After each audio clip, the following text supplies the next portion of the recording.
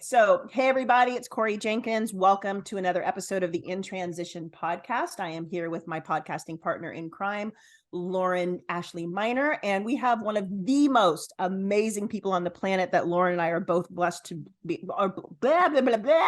We are both blessed to know and call a friend, call a sister. We absolutely love Tanishia Johnson. I'm just going to give you some quick deets about Tanishia, and then without any further ado, we're just going to hop right into this conversation because I legit cannot wait for this conversation that we're about to have. Tanishia Johnson is the founder and CEO of Beyond This Moment Life Coaching and Business Consulting, LLC. She is a certified spiritual life coach, a graduate of the Inner Visions Institute for Spiritual Development, founded by her spiritual teacher, the Iyanla Vanzant. She is continuing studies with Inner Visions in her first year of the Ministerial Ordination Program. Coach Tanishia is also a transformational speaker and counselor, hosting retreat experiences for women around the globe and providing individual and group coaching. Her life's passion is to support women discovering who they truly are by interrupting limiting patterns of belief and generational pathology so that they may boldly stand in the truth of who they are with self-love in order to enjoy a life of freedom and authentic purpose. She believes in the power of women working and playing in life together, which totally aligns with this podcast and Lauren's and my community. Coach Tanishia supports clients with envisioning creative, limitless opportunities to support themselves in manifesting their intentions by connecting with their soul's purpose in alignment with God. Her greatest pride and joy are her 22-year marriage to her beloved husband and mother to their 5 purpose-driven children. Everybody, it is my honor to introduce the Tanishia Johnson. Hey, Tanishia. Goodness. Hey, Corey and Lauren. Thank you so much for this beautiful invitation and amazing welcome. It feels so good to be in space with sister girls, with my friends. And so thank you for the invitation. I'm excited to be here. We're excited to have you here. I feel like we needed a slow clap during all of that. I know, right? It was overwhelming to hear like a fanfare of something, can we pipe in applause? I mean, would that be Joe? He's listening.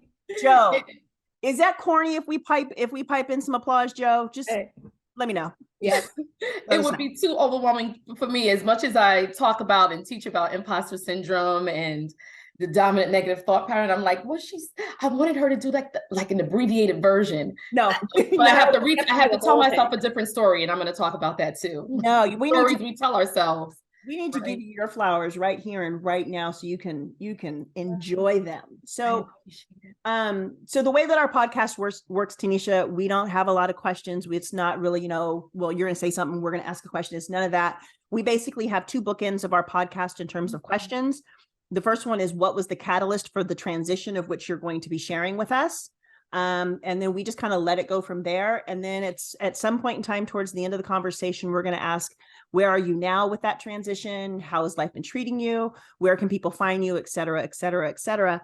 So let's just jump on in. What is the transition that you are going to share with our audience today? And what was the catalyst for that transition? Yes. And the transition I'm excited to share about is first was a transformational experience for me. And it was shifting from looking at my business approach being focused on life coaching to spiritual life coaching. Ooh, okay. And I think what really,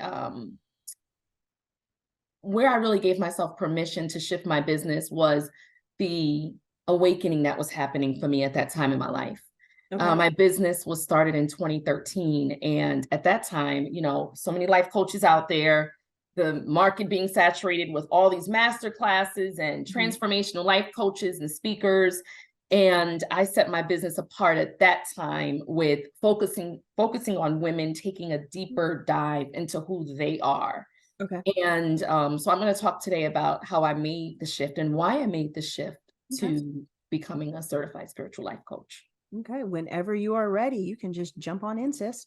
Yes. So, one of the things that I am now aware of is that for anyone in business, I believe the foundation of whatever we're trying to do, be it in business and also in our personal lives, there is a core of who we are that needs to be tapped into, continually developed. And for me, my belief is my spirituality, a spiritual core of who I am. And that to me is the foundation of everything else. Okay. And so when I shared earlier that I started Beyond This Moment in 2013, I had not really surrendered that to creator. You know, I just was like, I want to be a life coach. I know it's my calling. I coach everyone in my family. I give advice to friends. I'm also a counselor. I'm working with students. And so it's who I am. Yeah. I decided to make this shift the more I was working with women, because you mirror, whether we realize it or not, we mirror the people that we're working with. Mm-hmm. And it was becoming so clear to me that the more I was working with women and going through my own awakening, the more I was being nudged to make some shifts spiritually. Okay. And so I say that because when I created my business plan and looked at my demographic, I really just was looking at that with a business hat. I wasn't looking at what are the other layers that make me who I am? What is the truth about who I am? Mm-hmm. And so the more I started digging deeper into that, looking at even some childhood experiences that happened, becoming a young mom, some things that had happened when I was growing into adulthood, my becoming, which continues. We always say human beings, we're really humans becoming. Mm-hmm. It was clear to me during this one season in my life where the clients I was working with literally I don't want to say not, they were challenged with putting together their living vision. They were like, I don't even understand why. And so what it started with was, let's take a breath together. Yeah. What is it? What's going on? What's happening for you? And Mm-hmm. then they started talking about fear, and they started talking about self-doubt. Then I started asking questions like, well, what's the story that's attached to? Where did it begin? Because I started to ask myself that with my business. Why is it hard for me to promote my business? Why is it hard for me to attach a monetary value to my business? Why am I so willing to just give everything away in my business? And what it was really about was what I was telling myself about who I was. And that was attached a lot to my childhood, spiritually where I was. And I was starting to see that mirror the clients I was working with. And so my business was actually shifting at the same time, because the women I was working with, and a couple of men I was also working with at that time, were beginning to ask themselves questions about their why. So our sessions shifted from, I need to do a business plan and this is what I want to create different in my life, to what is my why? And is this really what I want to do? And all of that is spiritual. The core of who we are, what's in our belly, what's the burning desire of why we're here, there's a spiritual connection to that. So even though I wasn't calling myself a spiritual life coach then, the transition in who I was becoming was shifting, and I was beginning to see the same shift happen with my business. And so I took a pause in working with clients to develop, myself a little bit more, and to look at some generational pathology that I wanted to interrupt for myself, like some of the challenges that women in my family were having with each other. Looking at that and knowing that I am the instrument and the vessel to interrupt that pathology, that women can work together. I used to tell myself a different story, but I had to work through a lot of that, and it was spiritual work for me. And so once that took off for me, it was evident that my business, I had to make the shift, even restructuring my business plan and creating a living vision as opposed to calling it a business plan. Yeah. But what is the vision of Beyond This Moment? What is the identity? Who is Beyond This Moment? And not just what does this business do for clients, but it's how am I supporting my clients? How am I meeting them where they are on their journey, and not just jumping into, okay, you have health and wellness goals, let's get to setting, short-term, mid-term, and long-term goals. I said kick rocks to that. And just literally sitting in this space of holding space with my client, doing breath work, prayer, meditation, affirmation. And because I began supporting myself in that way, that was the transition I began to make for Beyond This Moment. And it was really me going back home to myself internally and not doing my business the way the world says a life coaching business, how it should look. But really, it's not the doing, it's the being. It was, who am I being in this work? Because it is who I am. I don't separate me being a certified or a certified spiritual life coach from who Tanishia is, because it's ministry for me. Yeah. It really is. Yeah. Yeah. Yeah. This is the second time I'm speechless. I'm like, there's so many things in there. There's so many things. There's so many things. Well, I like this concept you were talking about the path we choose to go down as coaches, since we're sitting in a room right now of all coaches, right? The path we go down is often the path we need to go down for ourselves. So meaning the path we go down for our clients is usually the work we're in or have done for ourselves. Like it feels the most resonant. And that's what I heard in what you said. Like, this was my life's work. So it only felt natural to make that the work that I do for clients, because this is the work to do. And you resonate with it. So it's so seamless in terms of how you relate to it. And dare I say it, it doesn't feel like a job, and I think that that cliche is, when you live in your passion and you live in your purpose, you're not working, you are existing in it, you are moving in it. And it's service. Yeah. It's service. You are living in a space of service to yourself and service to others. Yeah. He lives in that energy field. Yeah. Absolutely. And I began to embrace that more, because the other part that was coming up for me was authenticity. Like, if we're working with clients and telling them to operate from a place of authenticity. And so I started to ask myself that question: how authentic am I being when I'm with clients? And I know there's something else going on there. I know they came to me because they want to lose weight, which I now say release weight. And there's a whole different process that clients I work with that want to release weight that we go through. And it's not, let's clear out your refrigerator and let's set dates that you're it really is a mindfulness process first, and going a little bit deeper on the spiritual end. But, really when I think about it, it's, it was, for me, it was becoming more authentic in who I am, so that as I continue to grow in all that I am and who that I am, and as God is growing and developing in me, that I'm able to really sit from a space of spirit and recognize when there's a shift happening, and being in there completely with someone that I'm coaching. Yeah. So it's, it's Tanishia kind of taking the back seat and allowing spirit to come forward, Holy Spirit take over, and being very present to the individual's experience and what's happening, and not just jumping right into, well, this is where I want to be in my business and my career and my relationship with my weight, with how I'm doing life, but really saying, where are you right now? There's always, when someone has decided they want to create something for themselves, there's always a space that should be given as to the why, and approaching that before going into the goals. And my experience from being in the traditional space of coaching was that it really was, you want to get that client somewhere.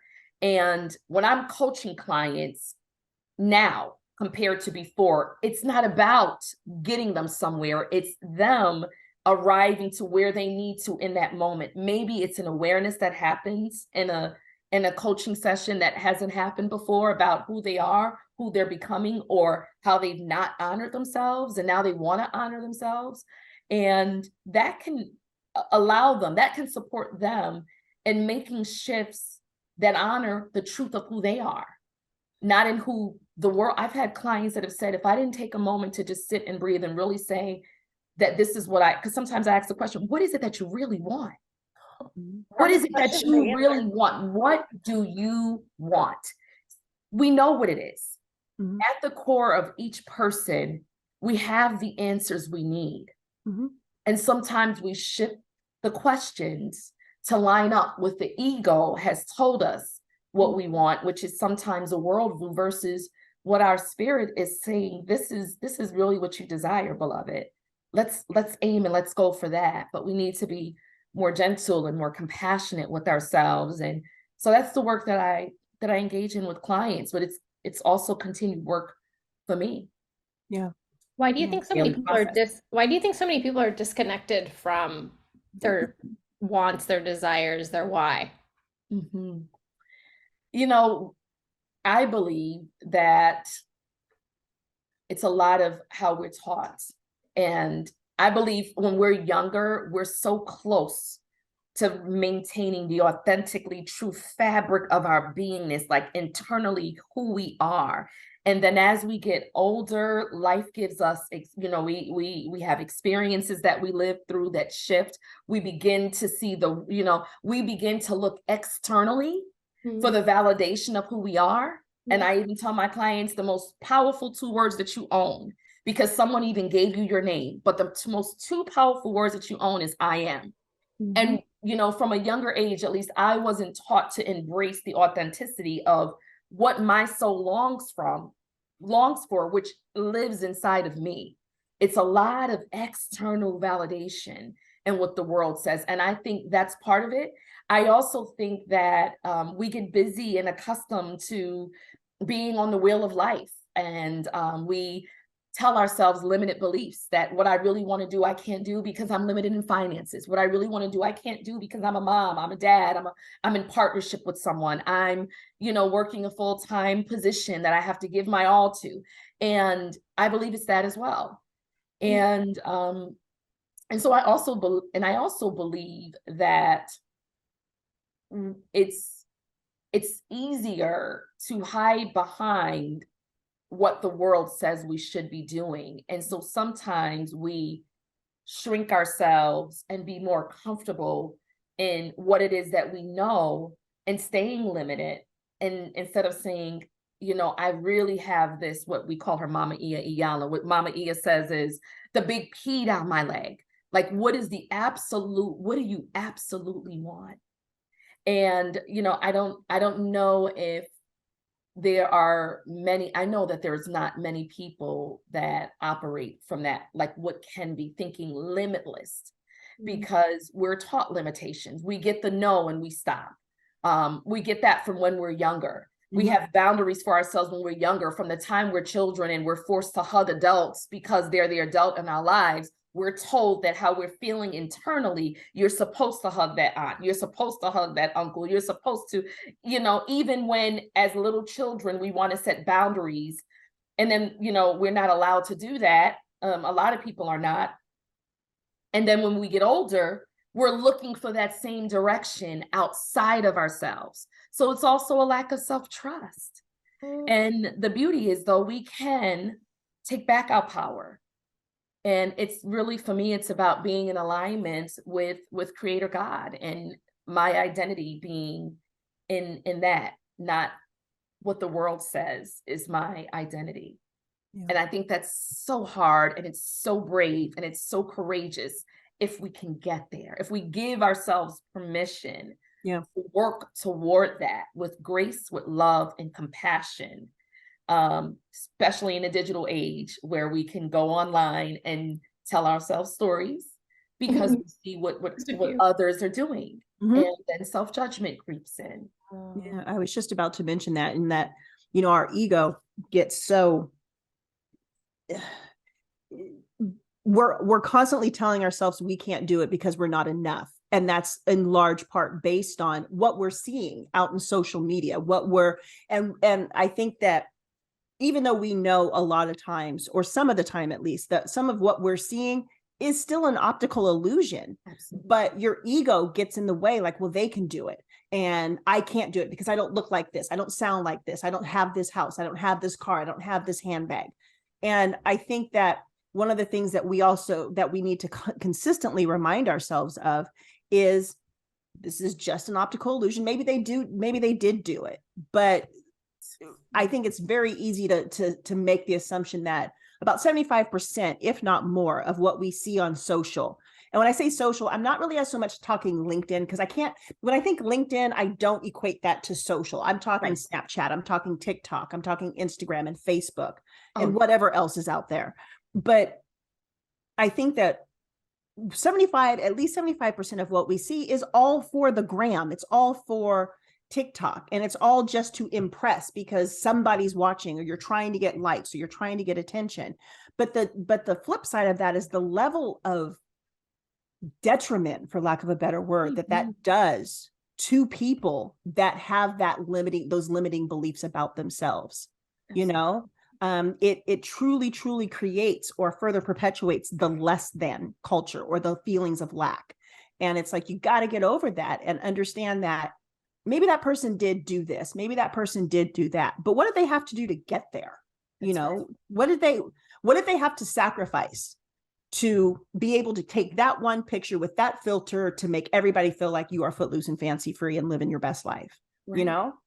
And truth be told, we know depression is up with social media, you know, 10 times more, they said, since, you know, Facebook and some of the other social media sites. And it's because this illusion is created around who we see others to be. And I just saw a quote recently where someone said, you know, when you think about social media, just know that everything isn't as great as it looks and everything isn't as bad as it looks. And if we can just keep in perspective with ourselves, and even, you know, I've taken social media online fast, and being in moments of stillness, I think that's very important to put it all in perspective and not spend a lot of time online. The greatest freedom is actually not being online. You can, even in the work that I do, I find authentic ways to reach clients because I'm not using online to promote what it is, you know, the work that I do, the ministry that I'm engaged in. It's, you know, it's engaging with people when I'm taking walks, going to coffee shop, when I'm grounding myself in nature, when I'm connecting with people in other spaces that I'm in. It's some social media, but not a lot. And I think that's, for me, that's with intention, because it can quickly pull you into this, you know, online world of illusion. I think the other thing that's important is, I think what also keeps people away, to the question that Lauren had asked a moment ago, is not having, and I speak to this a lot, and you've both heard me talk about this, the importance of having a daily practice. And that was one of the things that supported me in transitioning my business. I would get up and get right on it with Beyond This Moment. I stopped that a few years ago once I went through the transition of becoming a spiritual life coach, because I recognized that I have to begin my day and center myself and ground myself and affirm myself and bless my head and, you know, bless my mouth for what I'm going to speak, and my ears for what I'm going to hear, and my head for what I receive in, and speak my affirmations and all of that. But the fact, and beginning my day with gratitude. I think that we're in a place where there's a lot of people now moving toward that. There's a shift that's definitely happening. And there are a lot of people who still are not getting in touch with stillness and being with themselves. And when you don't do that, and you go, if you start your day online, you pick up your phone and go right to social media, there are connections, you know, evidence-based data that shows the lack of your own productivity, the lack of the increase of limited beliefs, simply by starting the day or engaging in so much online activity. And that was a huge transition for me in this business, is that I shifted away from that. But I think that's what keeps us further away. Stillness is important. Mindfulness is important. Prayer, meditation, affirmation, engaging in a practice of daily self-care, engaging in a practice where you're getting in some nature and grounding. And, you know, it's, I think where the dogma, you know, of how life was working once before, that shifted with COVID. We got slowed down. And so that was the other side of COVID. We talk about the downside, but the other side of it is that there are many people who have slowed down significantly and now take an inward look. And so we have to do, it's an inside job before it's an external job. And many people get up and go to work and don't even take a moment to look at themselves in the mirror or speak to themselves, and just, those are the people, you know, that are at the job and they're upset, or, closed off or disconnected or angry or just going through the motions. And, once we know better, we want to do better. We want to move better. And I think the work that we do as coaches is really important in reminding ourselves and our clients to take some time for self. Yeah. And release a little bit from the practice of being online and what we tell ourselves it means when we see something out there. Yeah. And it's funny, you're reminding me of a talk I had with a potential client recently where, like, I don't know if either of you had this experience, but you talk to someone and you automatically know by what they're telling you that they're not in a space to really receive the kind of coaching that they need. Mm-hmm. Because they're already thinking about like outcomes way far in the future. Mm-hmm. Like, I need to know that if I work with you, I'm going to get to my goals. So I was like, we haven't even talked about what those are yet. Your goals. We don't even know what we're talking about yet. Like, do you even know yourself? To your point, Tanisha, have you done that work to really understand your why and what you're trying to aim yourself towards? Or is it just you're trying to check those proverbial boxes? We were talking a lot about that yesterday. Like, we were handed this list at birth of these are the things you should do. This is what's acceptable according to societal norms. Have you checked this off? Who wrote that list? Right. Wasn't us. The list, I know. Right. Yeah. It's just, I lost my train of thought. It's fine. It's fine. No, I was just thinking about that. The list is so, and we make the list even longer because the more we tell ourselves these stories about what we should be doing, then we begin to beat ourselves up about what we haven't accomplished yet. Yeah. And so that's, like I said, that's why for me, this shift was happening for me first. Mary J. Blige has a song, and I'm going to be doing a workshop series called Good Morning Gorgeous. And the one line in the song that broke me down, I don't know who didn't cry when they heard this part, but the one line when she says, "Why did I hate myself so much? Why did I tell myself that?" Mm-hmm.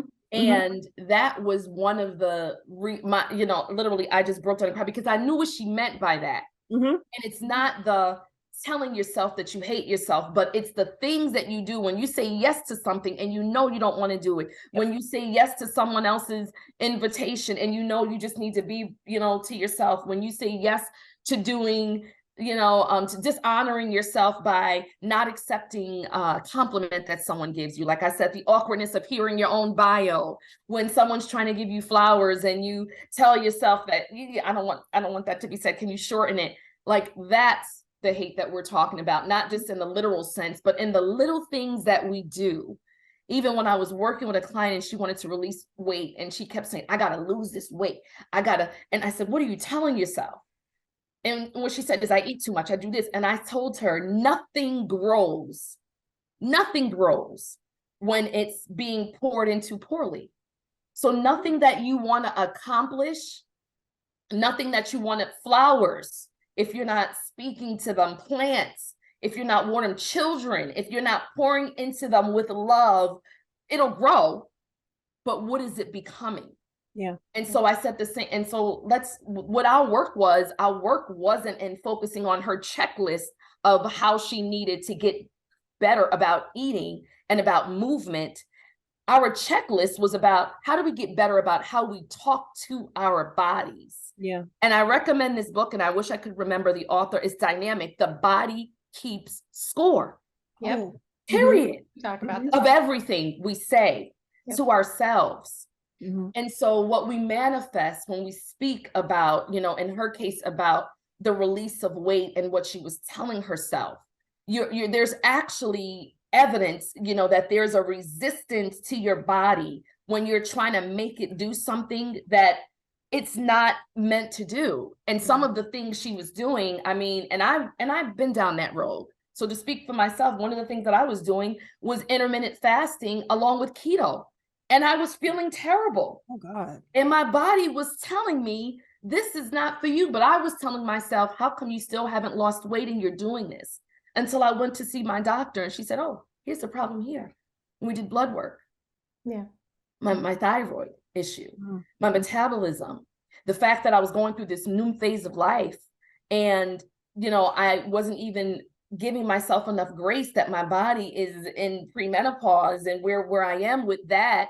And I'm just going to put that to the side and just tell myself, I just need to lose 30, 40 pounds and stop eating. And in fact, let me put these two extremely, which she also said, you were actually causing trauma on your body by putting two intermittent fasting and keto.